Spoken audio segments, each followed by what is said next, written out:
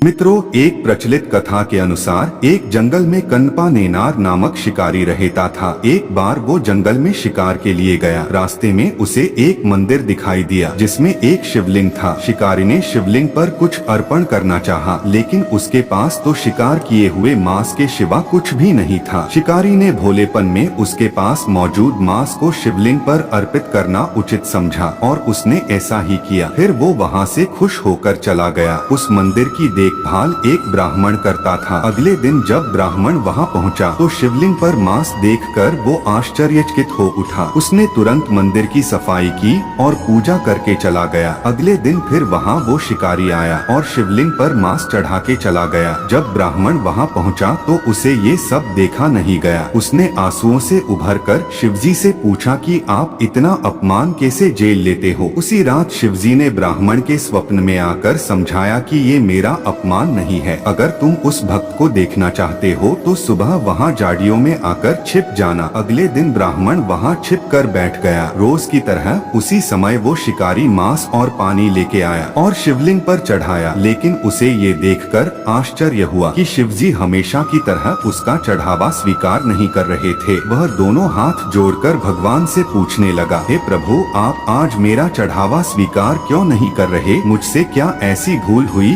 मैंने ऐसा क्या पाप कर दिया? तभी अचानक शिवलिंग की दाहिनी आंख से खून निकलने लगा। शिकारी ये देखकर बहुत पीड़ित होने लगा और वह आंख पर जड़ी बूटी लगाने लगता है, लेकिन उसके ऐसा करने से भी खून बंद नहीं हो रहा था। आखिरकार शिकारी ने अपनी आंख देने का फैसला किया। उसने चाकू से अपनी दाहिनी आंख को निकालकर शिवलिंग पर रख दिया, जिससे उस आंख से खून आना बंद तो हुआ, लेकिन दूसरी आंख से चालू हो गया। उसने दूसरी आंख भी शिवजी को देने का फैसला किया, पर जैसे ही वो अपनी दूसरी आंख चाकू से निकालने ही वाला था, तब वहाँ भगवान शिव प्रकट हो गए। ये देखकर वहाँ छुपा ब्राह्मण भी दौड़कर भोलेनाथ के चरणों में गिर पड़ा। शिवजी ने उन दोनों को आशीर्वाद दिया और शिकारी की आंख भी वापस कर दी। मित्रों, आपको इस कहानी से क्या सीख मिली कमेंट में जरूर बताना और आगे ऐसी ही वीडियोस देखने के लिए इस चैनल को सब्सक्राइब अवश्य कर लेना।